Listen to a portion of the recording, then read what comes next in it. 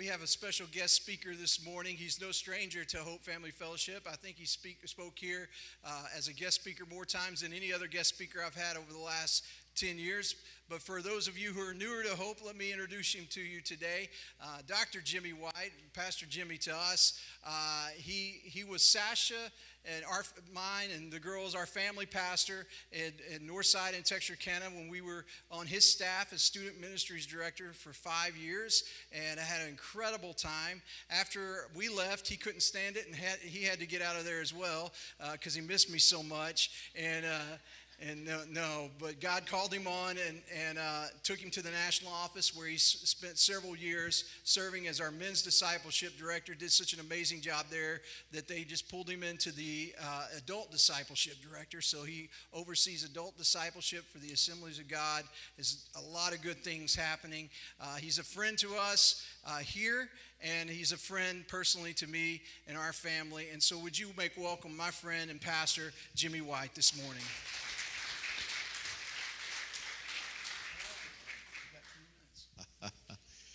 It's always good to be back at Hope Family Fellowship. I said to Rusty, we got to get here before the air balloon thing. We were here last year at that, and man, every restaurant was filled. Every hotel, it was crazy to find a place down there, and so that was fun. We all enjoyed our time with Rusty and Sasha, and Josh came up to me and said, "Who are you?" And I was talking to him, and I said, "Listen, I need your help with Rusty, so we got to get him in line and stuff like that." So anyway, he's promised to help me, and so we do. So enjoy being here. If you're watching online, we've not met. My name is Jimmy. I think I have Renata's watching online. So Rusty, she heard all those nice things you said about me and nothing about her. She's online. She was coming, and we got three of our 5 grandbabies are with her. So let me just say hi to Stratton, our 7-year-old who acts like he's 15, and hi to Cannon, who just had a birthday. He's 7 now. And then hello to Lynn and Kate, who's the little sassy princess who's 3 years old and is there with Gigi watching that. And so, we did. We moved to Springfield working in the discipleship department. We also are taking, part of our role is family ministries, taking families and helping parents connect with their kids on a spiritual level, creating resources to help people do that, because we really believe if we can change the man, we can change the family. And if we can change the family, we can change the church. And if we can change the church, we can change our community. And so that's part of the role that we have and that we're doing right now. And so I'm just honored to be here, can't believe that Mackenzie is graduating and all these things. And I'm just reminded, sitting here today, reflecting of the hard time that Rusty gave Renata about all of our kids leaving, and now he's living this, and he's probably thankful Renata didn't come today for all of this. Family is so important to us, and I know to your pastor. And sometimes things don't go as quite as we had planned for them to go. In 1994, my father-in-law received a report that no one really wants to receive. The doctors looked at him and said, "You have 6 months to live without treatment and only 9 to 12 months to live with treatment." My father-in-law opted to not take treatments, and he began a journey that he was going to trust God, who all of his life had been taught that God is all-powerful. In December 1994, we had just, that summer, had moved to Searcy, Arkansas to pastor, and 6 months after he made a faith declaration that he was going to serve and trust in a God who is all-powerful, on a Sunday morning, he came to an altar and he asked the pastor, "Hey, could you just go ahead and pray for me now, anoint me with oil, call the elders of the church, because I don't feel good and I want to go home." So they came and they did this out of order, because we have an order. We have a liturgical order. We don't call it that in Pentecostal circles, but we have a liturgical order. And they came and he sat on the altar, they anointed him with oil, he went home. The next day, he goes to a hospital in Fort Smith, Arkansas, and he never comes out of that hospital. On Wednesday, he passes and goes to be with Jesus. Now, from our perspective, he died way too young. He just months into retirement. He grew up in a church as a board member and as a Sunday school teacher and believing and singing and teaching in a God who is all powerful. When we hear statements like God is all powerful, we also have to talk about questions that come into our mind. If God is all powerful, then why didn't God do, and whatever the blank is you need to fill in? What happens in Pentecostal churches is we're so pragmatic and we are so experiential that we begin to define God by our definitions instead of what the Bible says and who God is. And here's the problem with all that. When we say, what is God all powerful, it's coming up for you on the slide. If we're not careful, we settle for definitions that don't do justice to the biblical picture of the God that we serve. Now, the reason why we have to understand that we don't serve a God by our definitions, we serve a God by biblical definitions, is because of this. The reason all of this matters today is because we don't live our life by a set of definitions. We live our life in a story that God is unfolding with us as part of the story.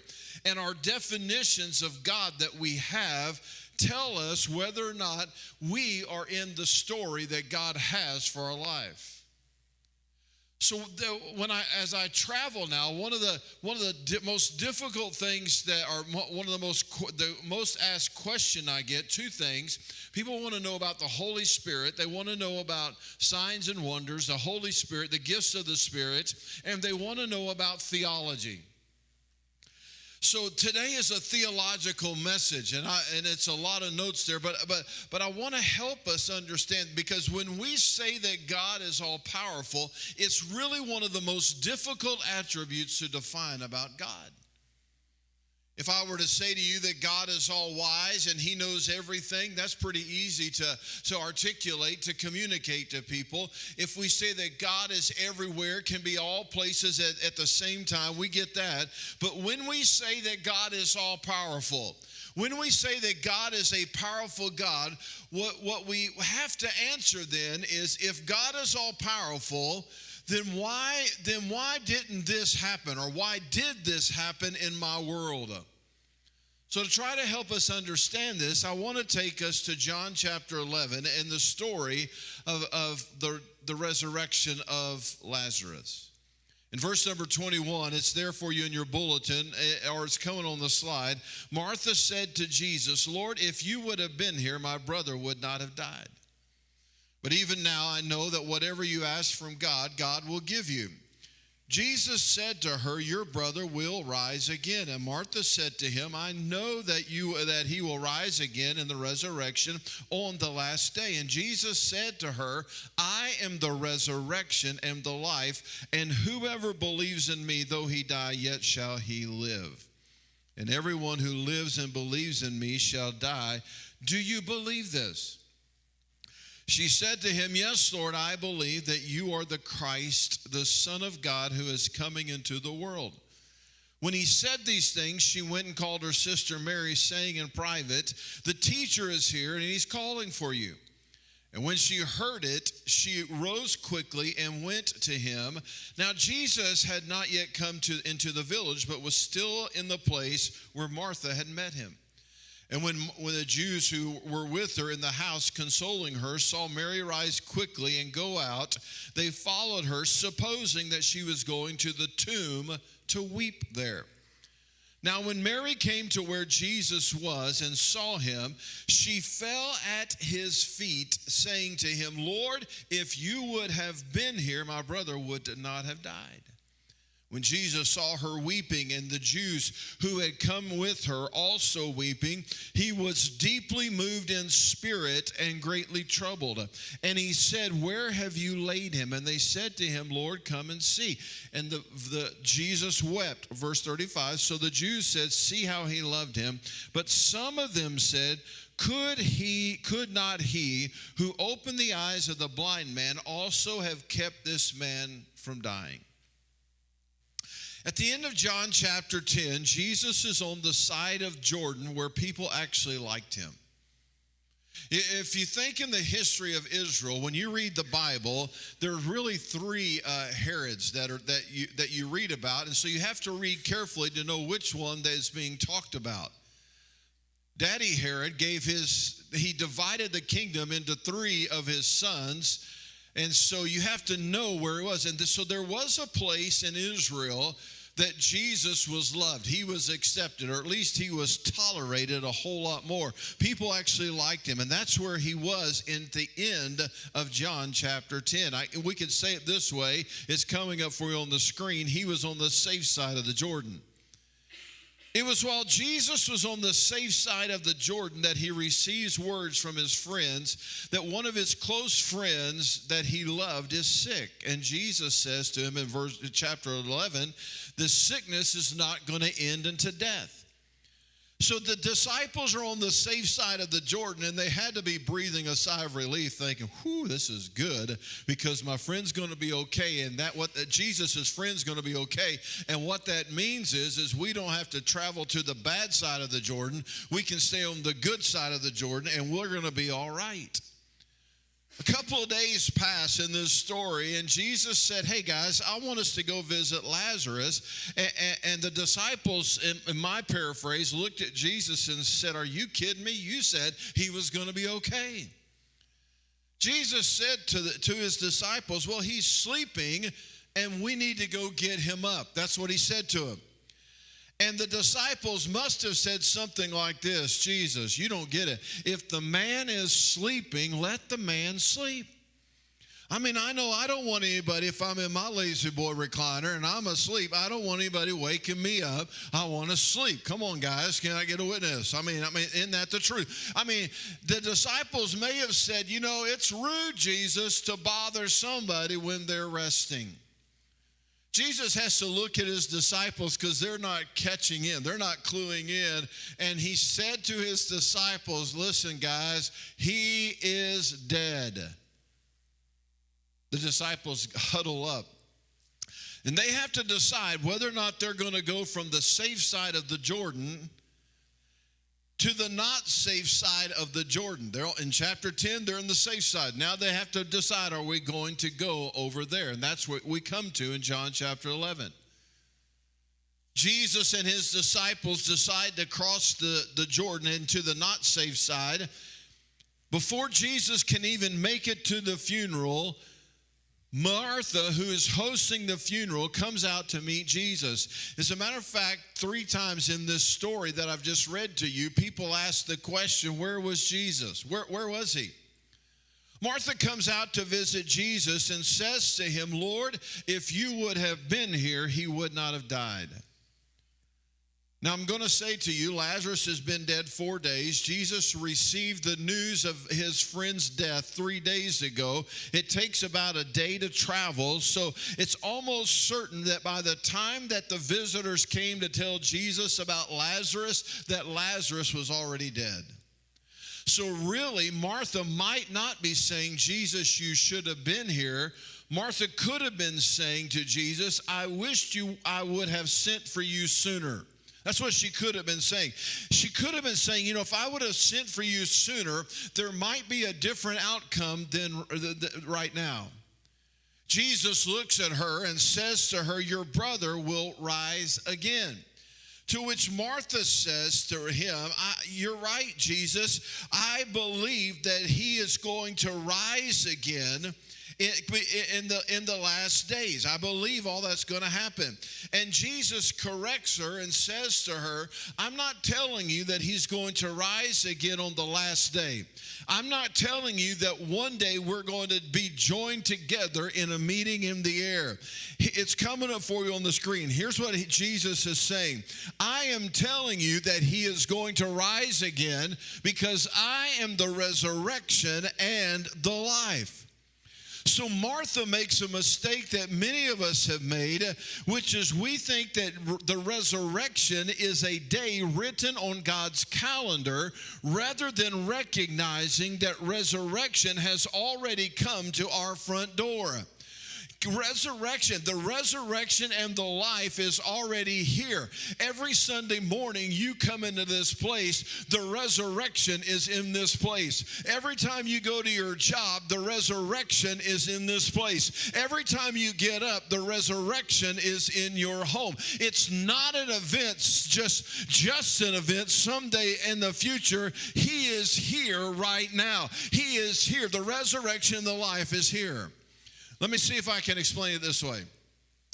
When my kids were growing up, we had rules. We had more rules for Jocelyn than we did the boys. And because she's the oldest, and the oldest are more strong-willed, so we had more rules for her. And so we had that. And so, but we had Jocelyn, our girl, and 2 boys. We have them. But my kids would forget from time to time that those rules that we hadn't always been there. The rules in our house were always man-made rules. Well, in the case of our house, they were woman-made rules because Renata set the rules. And so there would be times that Renata would say to Jocelyn or Jordan or Jathan is, listen, it's okay, you don't have to obey the rule at this time. And our kids would say, that's not the rule. We got to obey the rule. And Renata would look at them and say, you don't get it. I'm the one who made up that rule. There's not like this universal principle that everybody has to do this rule. What she was saying to them is the rule maker is telling you that you can have ice cream at breakfast. The rule maker is telling you that you can stay up late. The rule maker has changed all the rules. That's what Jesus is doing. He is telling Martha that the rule maker is here right now. And I'm telling you that your brother is going to rise again. Jesus is not asking Martha if she believes in the resurrection. Jesus is asking Martha if she believes in him as the resurrection. He is the resurrection. He is our do you believe in me? That's what he's asking her. One of the things I like about the story is that it highlights the multiple ways that we can respond or how God responds to us in our grief.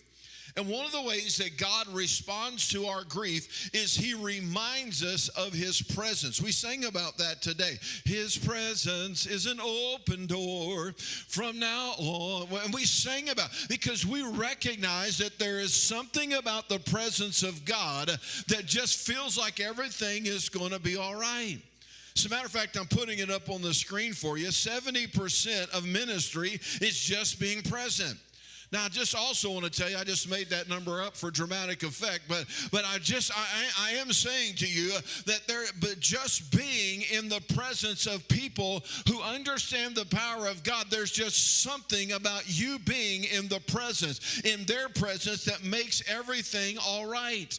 People aren't going to remember what you say. They're not going to remember what you do, but they're going to remember that you were there. They're going to remember that you were in the presence. They're going to remember that they were not alone when they were going through whatever it was they were going through. And God deals with our grief many times by reminding us of his presence. Martha sends a message to Mary that the teacher is looking for you. And when Mary hears that Jesus is asking for her, she rushes out with such force that everyone assumes she's running to the tomb to cry. What I love about Mary is that whenever you see Mary in the Bible, she's always at the same place. She's at the feet of Jesus. And it's coming up for you on the screen, and that's really what a disciple is someone who sits at the feet of Jesus and stays there. She comes and she falls down and at his feet, and then she reiterates what her sister had said. Lord, if you would have been here, my brother would not have died. And maybe this statement's not an accusation either. Maybe Mary is saying, I wish it wouldn't have happened the way it happened. I really wish, Jesus, that you were here. When Jesus sees Mary's grief, we're told what we do when we read it in the English version, we miss the translation that what he's really saying. The author's really saying is that Jesus gets angry when he sees her crying. It's the Greek word that we use for a horse snorting. Now, I think I'm in the part of the country where some of you know what it sounds like when horses snort. And I know about, for me, I wasn't raised in the country, but I've heard some horses snorting, and that can be pretty intimidating right there. Jesus was angry over the world that we live in and that had such power that plays in our life. He was so angry, it says, the writer says he used the word that said it's like a horse snorting, and it's coming for you on the screen. God responds to our grief even when he knows our future. Now, there are times that my kids would get upset over some things. And I would think, man, that's so stupid for them to get upset over. And I know I'm not the most compassionate guy in this room, or even if you're watching online, I'm not the most compassionate guy. So in all of my dadism thing, I wanted to look at my kids when they were they just would get upset. And I just wanted to say, get over it. You probably never want to say that, but that's what I wanted to say to them. And Renata would say to me, you can't talk to them like they're 50. They're not 50. You can't do that. I mean, they were upset and they were crying over something. I mean, that was some of the dumbest things. And I'm just like, good night. I mean, they're just, I love my kids, and I reacted to their tears. Now, don't raise your hand. And Pete, keep your eyes forward right here, because this is serious right here. I want you to look at this. I don't want you to look to the left or to the right. I don't want you to look behind you. I want you to look right at me. Have you ever had someone cry on your shoulder and you thought, man, that is stupid? Now, don't look. Just look right at me. That's why most of the people I pastored would go to Renata, not me. Because I wanted to say to the people that would come to me, the ones that were brave enough, there were usually the new ones that would come in and they didn't know anything about me. I would want to say to them after they told me their problems, listen, dude, I got problems of my own. You want to talk about it? You want to compare scars? Come on, baby, let's go. Let's take this out. Here's what I want to say. It's coming for you on the screen. God is moved by our problems even when he knows that he is the answer to our problems. Some in the crowd said about her, see how Jesus loved Lazarus. Then others said about Jesus, could not he who opened the eyes of the blind man kept this guy from dying? They're asking the questions that now turns into an accusation. The accusation was, where is Jesus when I needed him? Why didn't God do something about this? Have you ever been to that place where you've asked Jesus, where have you been? Do you not know what I'm going through right now? Do you not feel the pain that I'm in right now? Where are you, Jesus? Why aren't you doing something about this situation? Now, if you're reading John chapter 11 for the first time, you don't know what's about to happen. And too many times knowing the end of the story makes us miss the majority or the nuggets of the story. So let me read to you the ending of that story in verse 38. It's in your bulletin or it's coming up on the screen. Then Jesus, deeply moved again came to the tomb. It was a cave and a stone lay against it. And Jesus said, take away the stone. Martha, the sister of the dead man, said to him, Lord, by this time there will be an odor, for he has been dead 4 days. And Jesus said to her, did I not tell you that if you believed, you would see the glory of God? So they took away the stone, and Jesus lifted up his eyes and said, Father, I thank you that you have heard me. I know that you always hear me, but I said this on account of the people standing around, that they may believe that you sent me. When he said these things, he cried out with a loud voice, Lazarus, come out. And the man who died came out, and his hands and feet bound with linen strips, and his face wrapped with a cloth. And Jesus said to him, unbind him and let him go. Here's what I want. It's coming up for you on the screen. I want you to catch this. Jesus shows his identity to Martha. He shows his heart to Mary, but he shows his glory to the crowd. So Jesus reveals himself different ways to different people. And you're here, you're watching online. I don't know what you're going through, and I don't know your situation. But just because Jesus responds one way to somebody doesn't mean that's the way he's going to respond to you. He may respond in a different way depending on what you need.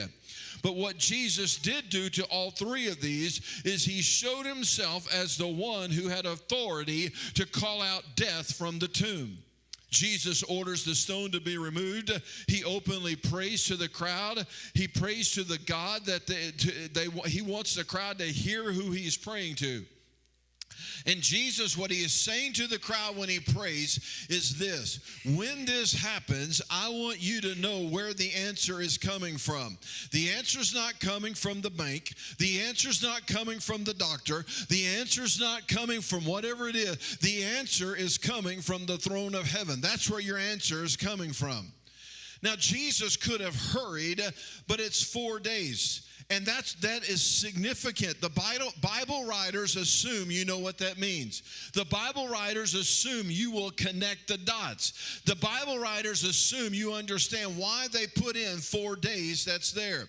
Because the second century, what we know from the Jews is they had a belief that the spirits would hover 3 days over that body. And it would not be until the fourth day that they would be released, because on that fourth day, decomposition meant that their spirit would no longer recognize the body that they came out of. So there's significance to Jesus making sure you understand that 4 days had passed. That's right there. So when it comes to the fourth day, what Jesus is wanting to say to them is, I want you to understand, I don't want you to make a mistake about this, is that what is about to happen is going to be a miracle in your world. What's going to happen is, there is a miracle that's going to take place and transpire, and I want you to understand that miracle comes from my Father God. At the command of Jesus, Lazarus comes out of the tomb. What's interesting to me is that John, the Gospel of John, does not give us all the miracles of Jesus.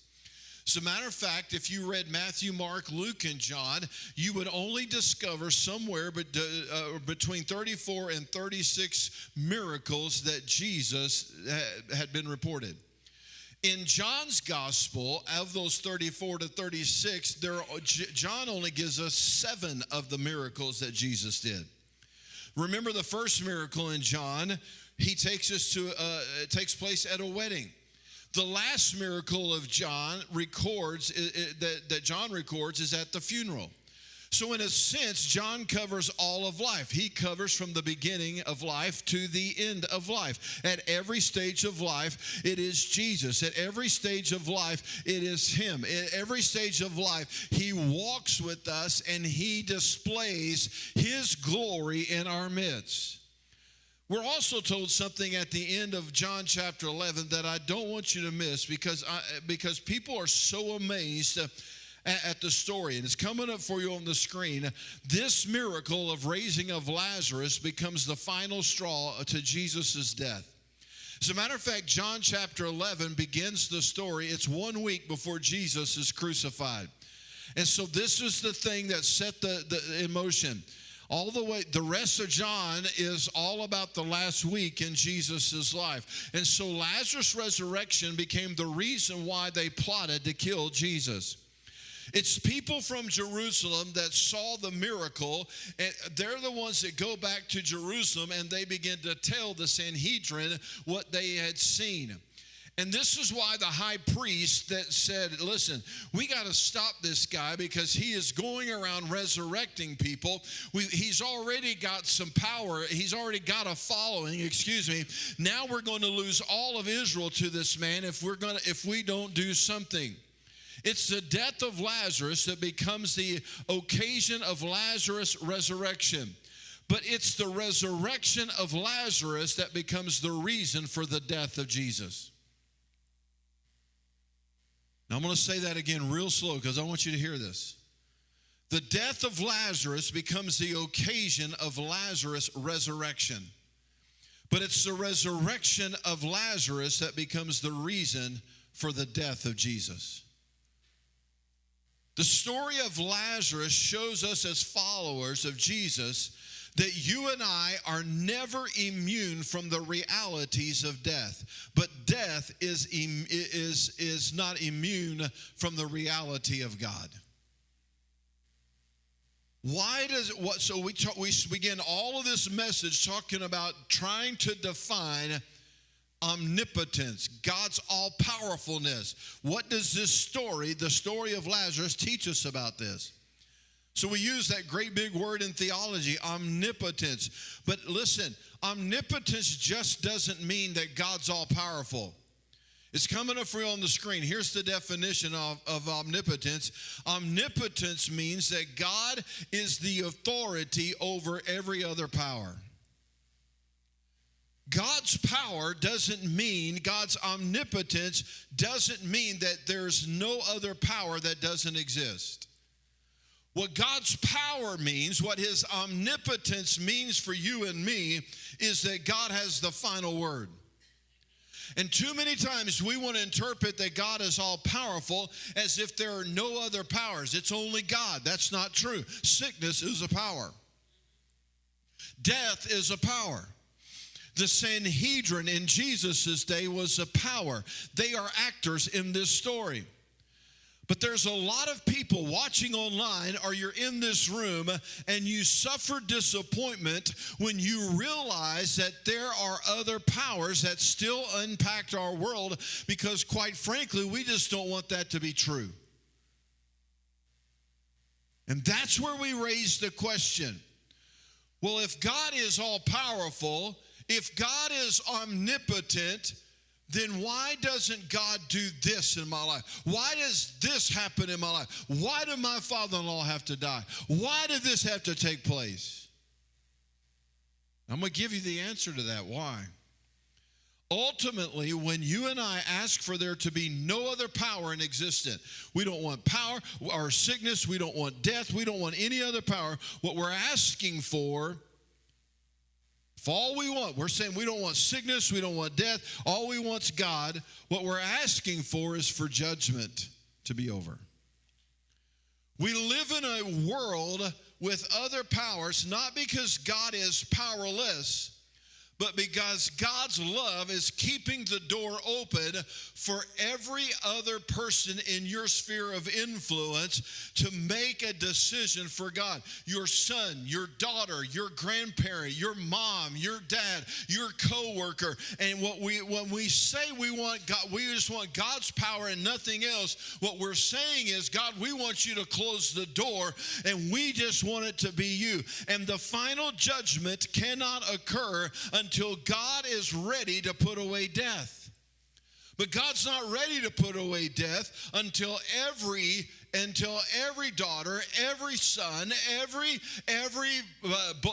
person that you come in contact with has an opportunity to say yes to him. That's why we give to missions from this church. That's why we go to our job and we witness. We let the light of Christ shine in our church.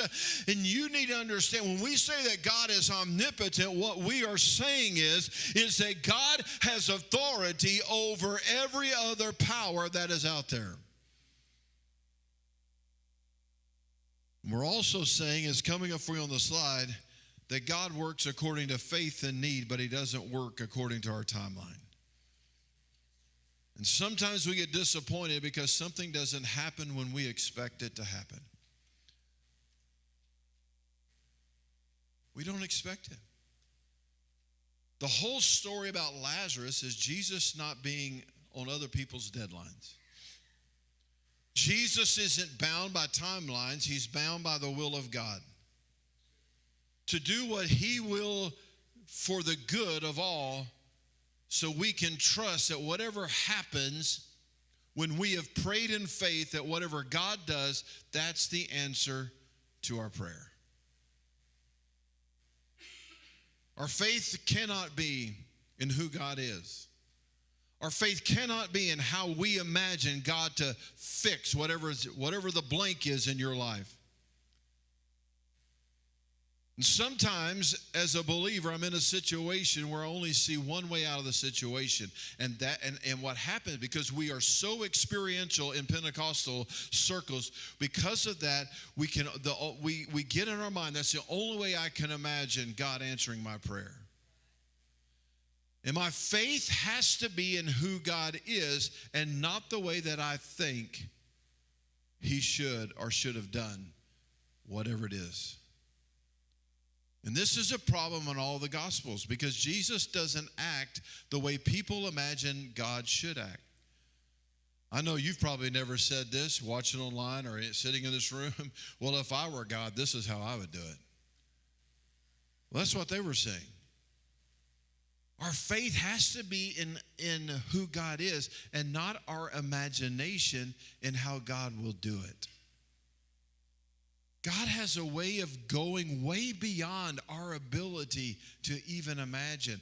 And we have to be able to trust in a God and not in our imagination about how God will fill in the blank for you. It's one of the things I love most about a Pentecostal church and our doctrine on the baptism of the Holy Spirit and speaking in tongues is because speaking in tongues reminds me that there comes a point in my cognitive ability to pray when it runs out, but my cognitive ability to pray runs out before God's ability to answer can kick in. And when I don't know how to pray anymore, I could just throw up my hands and I can begin to pray in a heavenly language, and God just begins to take over, because I don't, in my mind, I can't figure out how God's going to do this.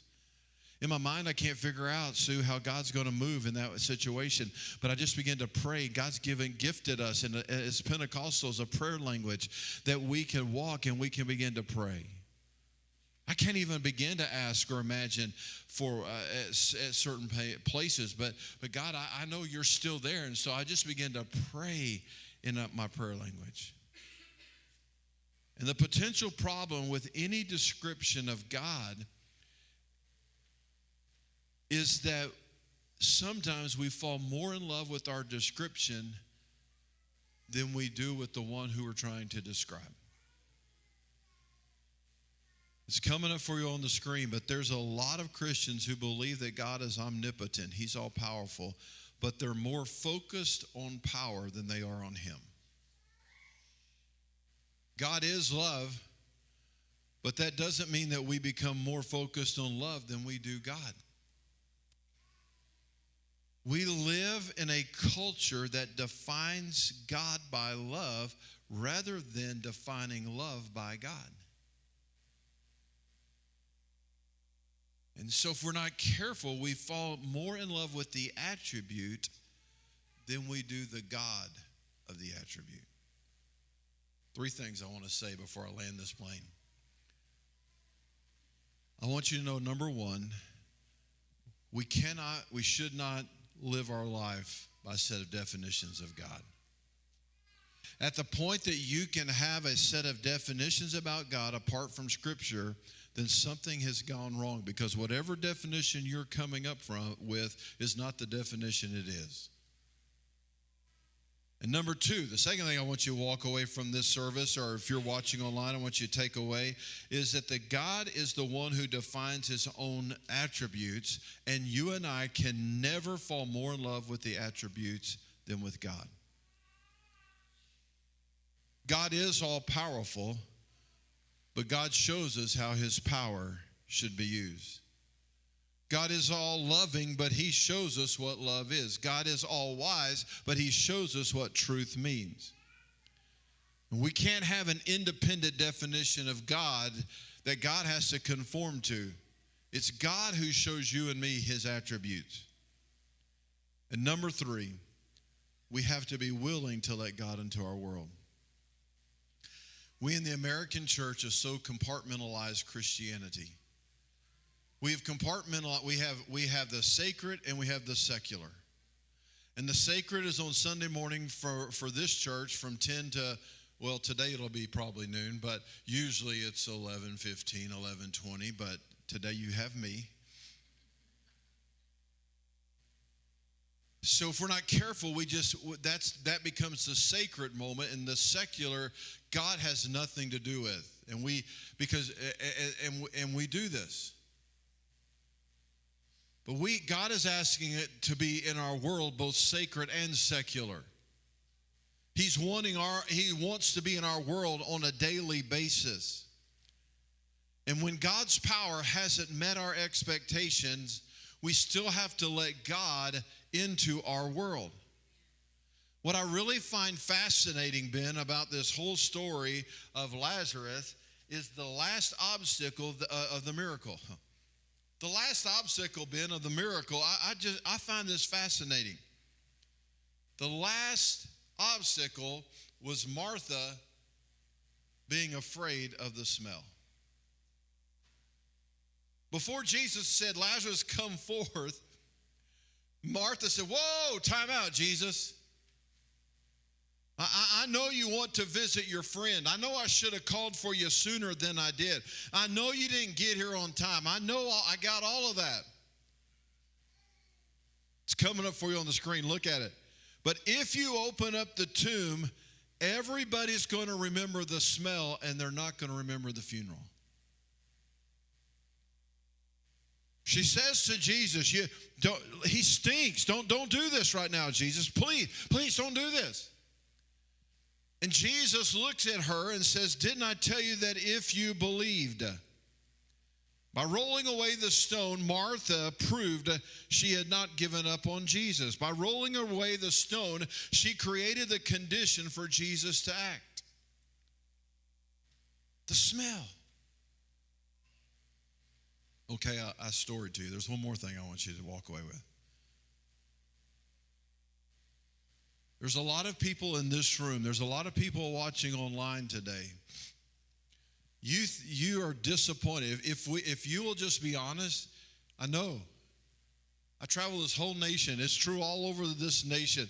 People, believers, they're disappointed with God because they think in their mind, we think in our mind, that if God was all powerful, if God was all loving, then God should have done this for me. And God didn't do this, and it didn't happen.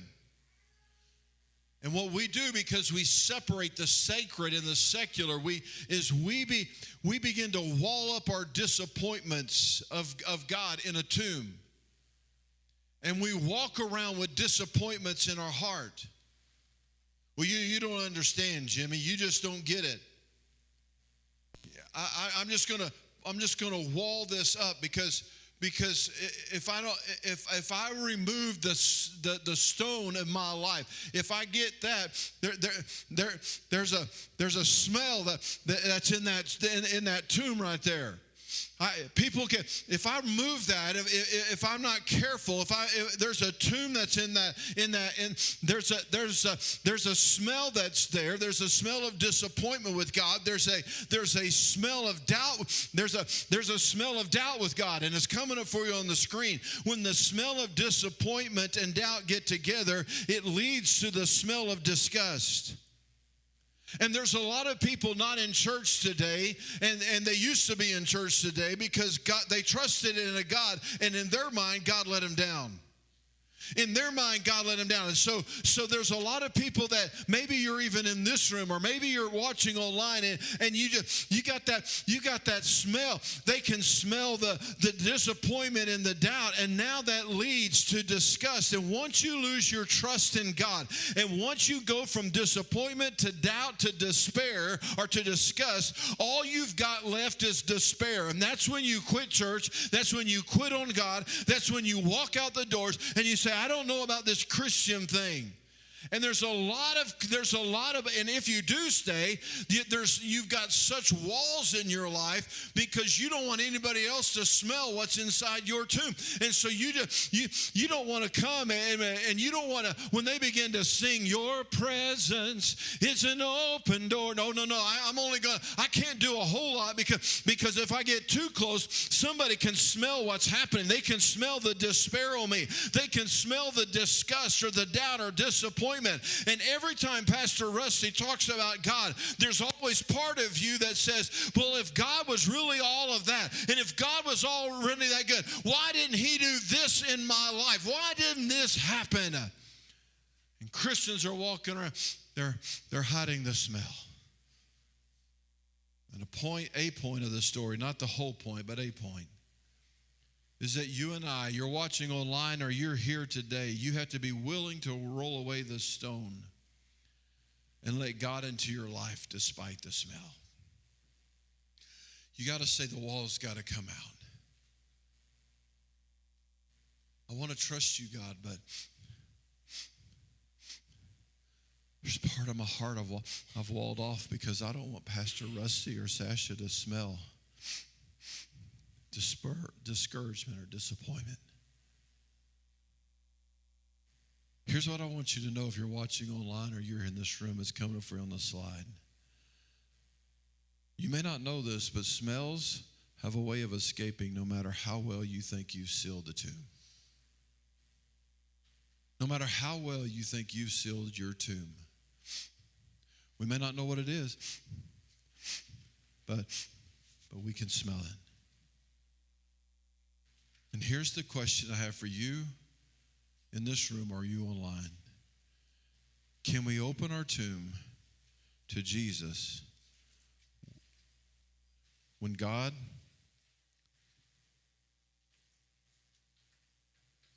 hasn't done what we thought he should do in our life?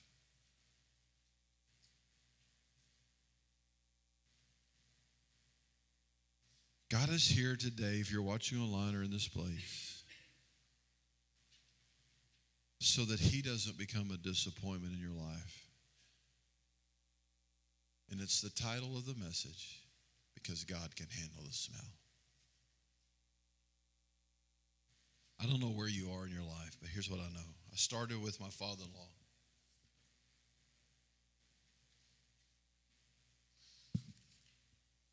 Our daughter was 2.5 years old.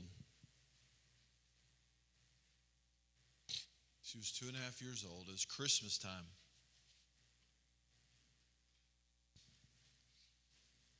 He believed in a God. Should I not be down here? He believed in a God that would heal. He sang about a God who could heal. God didn't heal him the way we thought he should heal him. Here I am, in a preacher of the gospel, a pastor. And I had a choice. I could wall up the smell,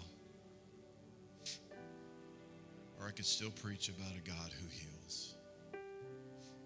Because he doesn't live according to my definition, but he has a different definition.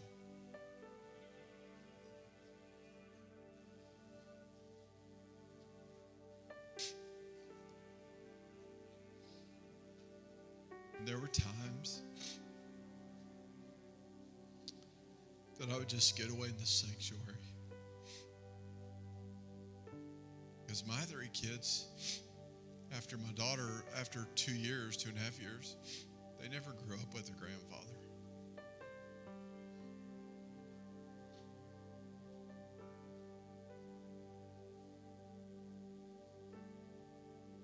He never got to see my daughter graduate high school or walk down an aisle.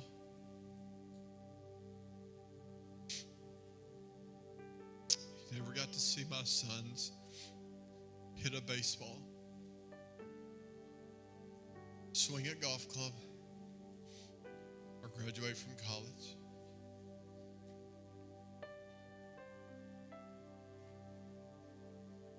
We had to decide Are we going to wall up the smell? Or are we going to let God take and handle the smell of our life?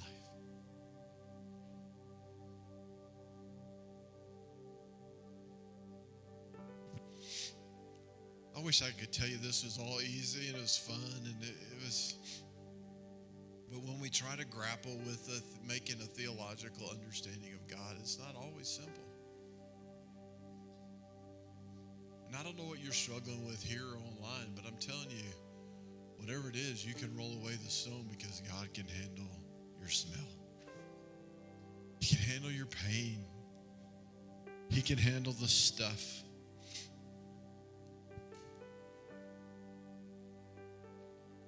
Will you just stand across this place and I don't know who I'm talking to. If I'm talking to you, you're online, will you just type in the chat room maybe? Pastor Rusty or somebody will get in touch with you. We want to pray for you. I don't know who I am talking to, but people are in this place. You've been walling up.